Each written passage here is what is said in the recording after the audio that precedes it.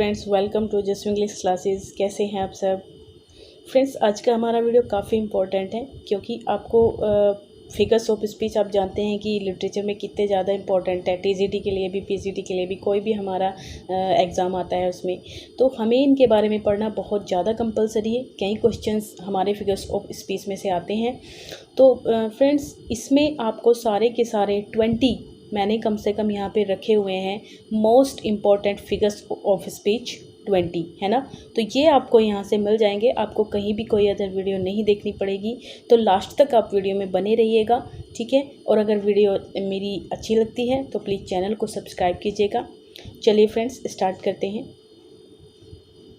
सबसे पहले हम बात करते हैं एलिटरेशन, ठीक है। एलिटरेशन क्या होता है गाइज? देखिए फ्रेंड्स, एलिटरेशन की हम बात करें तो the repetition of an initial consonant sound, ठीक है। कॉन्सोनेंट साउंड की देखिए आपको यहाँ पे बात हो रही है, ठीक है। किसकी बात हो रही है? Repetition of an initial consonant sound. जैसे आप ये एग्जांपल देखिए, सी सेल्स सीजलेस बाय द सीसोर। यहाँ पे देखिए आपको एस कॉन्सोनेंट बार बार कई बार इस सेंटेंस में आपको मिल रहा है। तो बस इसमें एलिट्रेशन का यही सबसे ज़्यादा पहचान होती है कि आपको हर वर्ड में, मतलब कई सारे वर्ड्स में आपको एक ही कॉन्सोनेंट मिल जाएगा स्टार्टिंग में, ठीक है। तो ये था हमारा एलिट्रेशन, ठीक है गाइस। नेक्स्ट हम बात करते हैं एनाफोरा, ओके। एनाफोरा क्या होता है गाइस? एनाफोरा में the repetition of the same word or phrase at the beginning of successive clause of or verses. देखिए इसमें क्या होता है, आपको स्टार्टिंग से लेके सेम वर्ड आपको मिलेगा, फ्रेज में कई बार मिलेगा वो। जैसे ही आप बिगिनिंग करते हैं और सक्सेसिव क्लॉज, मतलब क्लॉज जैसे ही एंड तक जाती है सक्सेसिव केस में लास्ट तक, तो आपको कई सारे वर्ड्स आपको मिल जाएंगे, बिल्कुल सेम है ना, सेम बोले जाने वर्ड मिल जाएंगे आपको।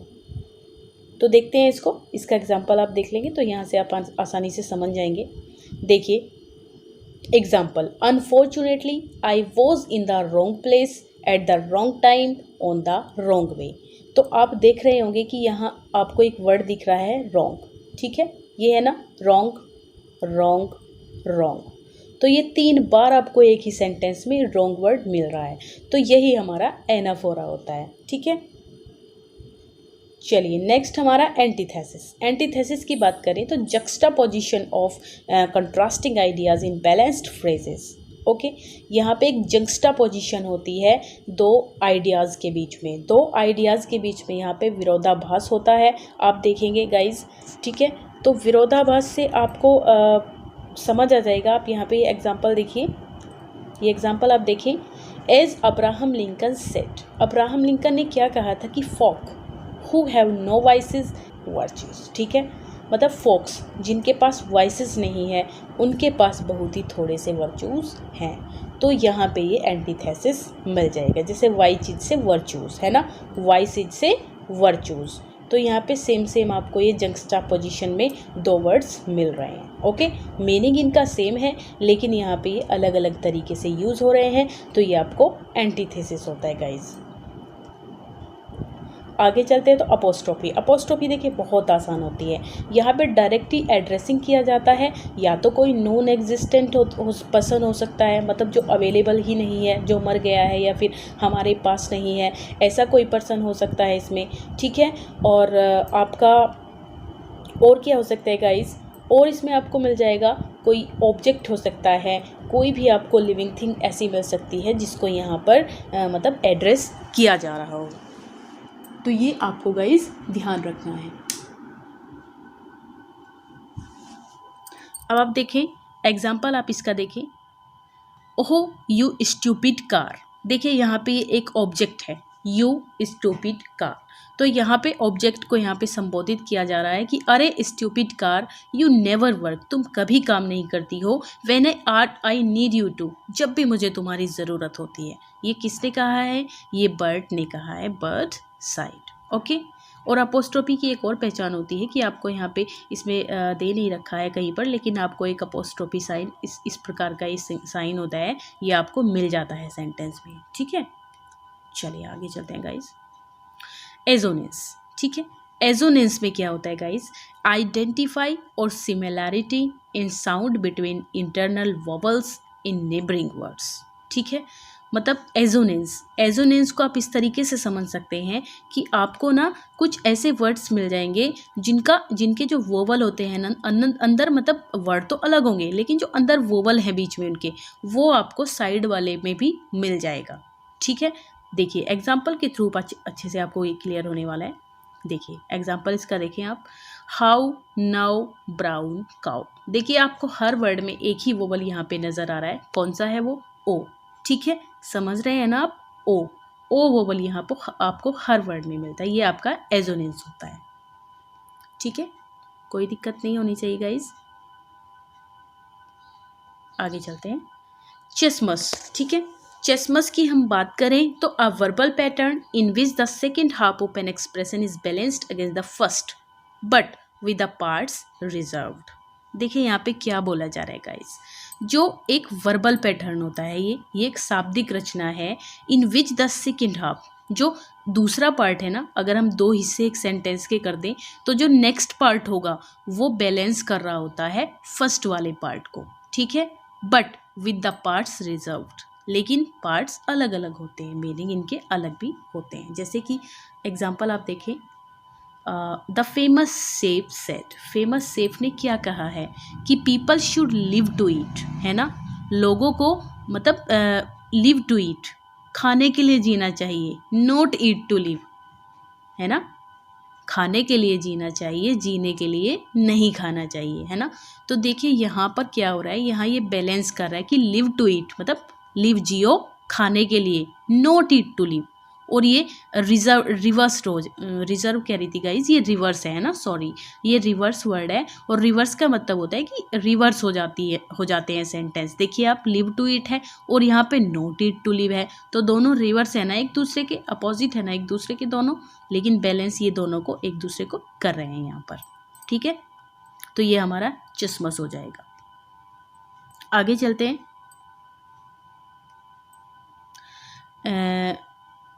यूफेमिज्म। ठीक है, यूफेमिज्म क्या होता है? यूफेमिज्म आप पढ़ेंगे इसको तो the substitution of an inoffensive term for one considered offensively explicit. मतलब यहाँ पर कहने का ये है कि यहाँ पे एक नॉर्मल सी बात होती है लेकिन इनऑफेंसिव होता है, मतलब कोई ज़्यादा खतरनाक बात नहीं है, कोई क्राइम नहीं है, लेकिन फिर भी उसको एक क्राइम की तरह, एक अपराध की तरह यहाँ पे बताया जाता है। जैसे कि इस एग्जाम्पल के थ्रू आप देखिए कि we are teaching our toddler. ठीक है, we are teaching our toddler how to go potty, Bob said. ठीक है, तो we are teaching our toddler, हम अपने टॉडलर्स को सिखा रहे हैं कि how to go potty, Bob कह रहा है इस बात को, है ना। तो ये चीज़ यहाँ पे ऑफेंसिवली एक इनऑफेंसिव टर्म है for considered offensively explicit. Okay, चलिए अब आगे चलते हैं। आगे देखें तो हाइपरबोले है। हाइपरबोले में बिल्कुल भी घबराने की ज़रूरत है ही नहीं क्योंकि बहुत आसान होता है। An extravagant statement, the use of extra exaggerated terms for the purpose of emphasis or highlighted effect। ठीक है, देखिए आप समझिए कि यहाँ पे क्या कह रहा है ये, एन एक्स्ट्रा वेजेंट स्टेटमेंट, ये एक एक्स्ट्रा वेजेंट स्टेटमेंट होती है, मतलब बहुत चीज़ को बढ़ा चढ़ा के यहाँ पे बोला जाता है ना। The use of exaggerated terms for the purpose of emphasis or highlighted effect, यहाँ किसी भी इफेक्ट, किसी भी चीज़ का प्रभाव किसी पे पड़ रहा है ना, तो उसको बहुत ज़्यादा बढ़ा चढ़ा के हाईलाइट किया जाता है ना, और जोर दे के कहा जाता है कि बहुत ज़्यादा मतलब गड़बड़ हो रही है ना, तो बहुत ज़्यादा कोई चीज़ हो रही है, अति बताई जाती है किसी चीज़ की। तो देखिए एग्जाम्पल देखिए आप यहाँ पर, I have a ton of things to do when I get home, है ना, I have a ton of things, मेरे पास कम से कम 1 टन चीज़ें होती हैं जब मैं घर से बाहर जाता हूँ, है ना, when I get home, sorry जब मैं घर में आता हूँ। तो मतलब ऐसा कैसे हो जाएगा, 1 टन चीज़ें कौन लाद के ले आएगा, है ना, जब घर में आएगा, ऐसा नहीं होता है ना। तो ये यहाँ पे बहुत ज़्यादा बढ़ा चढ़ा के यहाँ पे इस बात को बोला गया है कि I have a ton of things to do, मतलब मेरे पास a ton of things, 1 ton चीज़ें होती हैं करने के लिए, ये कहा जा रहा है यहाँ पे, है ना। तो 1 टन चीज़ें करने के लिए होती हैं, ऐसा कैसे है यार, ऐसा तो नहीं होना चाहिए, भाई 2-4 काम हो सकते हैं किसी के पास, प्रॉपरली काम होते हैं पूरे दिन के, लेकिन 1 टन थोड़ी हो जाएंगे, या आप 1 टन तौल सकते हैं उन कामों को, नहीं ना। तो ये हमारा यहाँ पे हो जाता है हाइपरबोल, ठीक है। नेक्स्ट गाइज, नेक्स्ट है हमारा इरोनी, ठीक है। अब इरोनी को आप देखें ध्यान से, the use of words to convey the opposite of their literal meaning, also a statement or situation where the meaning is contradicted by the appearance or presentation of the idea. देखिए यहाँ पे क्या होता है irony, the use of words to convey the opposite of their literal meaning. मतलब बात तो कुछ होती है, लेकिन यहाँ पे उस बात को कहने के लिए ना उसका अपोजिट मीनिंग लिया जाता है ना। जैसे हम नॉर्मली किसी को कह देते हैं कि हाँ भाई ये तो बहुत ज़्यादा होशियार है ना, तो इस बात को हमारा कहने का मतलब ये थोड़ी होता है कि ये सच में होशियार है। जो कोई किसी का सिली वर्क होता है उस पर कहते हैं हम इस तरीके से कि हाँ ये तो बहुत होशियार है भाई, इसने ऐसे कर दिया, है ना। तो उस चीज़ को ना अपोजिट मीनिंग उसका यूज़ किया जाता है उसको कहने के लिए। जैसे एग्जाम्पल हम दूँ, oh I love spending big bucks, ठीक है। Big bucks said my dad a notorious penny pincher, ठीक है। तो ये कह रहे हैं कि oh I love spending big bucks, अरे I love spending big bucks, मुझे स्पेंड करना पसंद है। तो कौन कह रहा है, सेड माई डैड, मेरे डैड ने कहा, अ नोटोरियस पेनी पिंचर, एक मतलब शैतानी पेनी पिंचर के तरीके से, ठीक है, पेनी पिंचर। तो ये था हमारा इरोनी, ठीक है। इरोनी से आप सिंपली यही समझिए, चीज़ अगर हम मीनिंग कुछ कहना चाहते हैं ना, तो हम उस बात को कहने के लिए उसका अपोजिट मीनिंग ले लेते हैं, है ना। आगे चलते हैं गाइस, आगे हमारा है लिटोट्स। लिटोट्स क्या होता है, लिटोट्स पे देखिए आप, लिटोट्स पे क्या है, a figure of speech consisting of an understatement. आपने हाइपरबोल पढ़ा है, ठीक है, वहाँ पे तो बात को बहुत ज़्यादा बढ़ा चढ़ा के बोला जाता है, ठीक है। A figure of speech an understatement in which N affirmative is express bye negating it's opposite. लेकिन लिटोट्स में क्या होता है, यहाँ पे एक अंडर स्टेटमेंट होती है, मतलब बात को बहुत ही नीची करके कहा जाता है, बढ़ा चढ़ा के नहीं, बहुत नीची करके कहा जाता है, अंडर स्टेटमेंट किया जाता है उसको। लेकिन एक अफर्मेटिव पॉजिटिव मीनिंग लिया जाता है नेगेटिव सेंस को बताने के लिए, ठीक है। जैसे कि आप देखें, $1 million is know small chunk of change, ठीक है। $1 million is know small chunk of change. $1 million कोई मतलब छोटी रकम नहीं है चेंज के लिए, ठीक है। तो इसका अफर्मेटिव मीनिंग यहाँ पे एक्सप्रेस करने के लिए क्या किया गया है, यहाँ पर नेगेटिव लिया गया है इसका अपोजिट्स, नो स्मॉल चंक। मतलब ये नहीं कहा गया कि बिग है ना, बिग तो नहीं कहा गया ना यहाँ पे ये भी कह सकता था कि $1 million is big chunk of change, है ना। लेकिन इसने क्या बोला है कि know small chunk of change, meaning वही है दोनों का, ठीक है। आई होप आप समझ गए होंगे। अब बात करते हैं मेटाफर के लिए, ठीक है। मेटाफर क्या होता है, an implied comparison between two dissimilar things that have in common, ठीक है। मतलब यहाँ पे एक कंपैरिजन किया जाता है दो अलग अलग चीज़ों के बीच में, बिल्कुल उनमें कोई समानता नहीं होती है, लेकिन यहाँ पे उनमें सिमिलैरिटी यहाँ पे बताई जाती है। मतलब एक चीज़ की तुलना की जाती है दूसरी चीज़ को, लेकिन कोई तुलना वाला वर्ड यूज़ नहीं किया जाता। एक तरीके से ये समझ लीजिए आप कि एक चीज़ को दूसरी चीज़ यहाँ पे बिल्कुल बता दिया जाता है ना। कैसे, जैसे कि all the world's a stage, है ना, all the world is a stage. तो पूरा संसार क्या है, एक स्टेज है, ठीक है। तो संसार को यहाँ क्या बता दिया गया है, स्टेज बता दिया गया है, और हम सब क्या हैं, यहाँ पे कठपुतलियाँ हैं जो यहाँ पे वर्क कर रही हैं, ठीक है। आगे चलते हैं, मैटोनिमी। मैटोनिमी क्या होता है, a figure of speech in which a word or phrase is substituted for another with which it closely associated, also the rhetorical strategy of describing something indirectly by referring to things around it। यहाँ पे क्या कहा जाता है guys कि मैटोनिमी एक ऐसा figures of speech है विच अ वर्ड और फ्रेज, या तो एक वर्ड हो सकता है ये, और ये फ्रेज भी हो सकता है, जो सब्सटीट्यूट करता है for another with which it closely, मतलब सीधा मीनिंग ना बता के किसी चीज़ का उससे रिलेटिव कोई दूसरी चीज़ ले लेते हैं उसका मीनिंग बताने के लिए, है ना, जो उससे बिल्कुल रिलेट करती हो, मिलती जुलती हो, है ना। तो ऐसी कोई चीज़ को ले लेते हैं उसका मीनिंग क्लियर कैसे, आइए देखते हैं इसमें एग्जाम्पल में।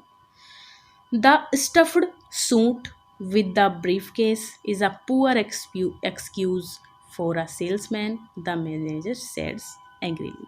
मैनेजर ने क्या कहा, गुस्से, क्या बोला उन्होंने भाई, उन्होंने बोला कि that stuffed suit with the briefcase is a poor excuse for a salesman। Stuffed suit, भाई सूट से भरा हुआ एक मतलब ब्रीफ केस है, is a poor excuse for a salesman. तो ये क्या है, सेल्समैन के लिए एक पुअर एक्सक्यूज़ होता है, ठीक है। तो इस तरीके से ये हमारे मैंने 12 आपको पढ़ा दिए हैं, है ना। जो बाकी बच रहे हैं वो हम नेक्स्ट वीडियो में पढ़ते हैं फ्रेंड्स, क्योंकि ज़्यादा हो जाएगा अगर एक ही वीडियो में मैं आपको सारे पढ़ाती हूँ। तो फ्रेंड्स देखिए, बढ़िया से आप इनको लर्न कीजिए, मेरा यही कहना है, क्योंकि इन पे अगर आप ध्यान देंगे तो आपको फ़ायदा होगा उस चीज़ का, ठीक है। तो अगर आपको मेरी वीडियो अच्छी लग रही है, मेरा पढ़ाना आपको अच्छा लगता है, तो प्लीज़ लाइक कीजिए, कमेंट कीजिए एंड सब्सक्राइब कीजिए। Thank you so much.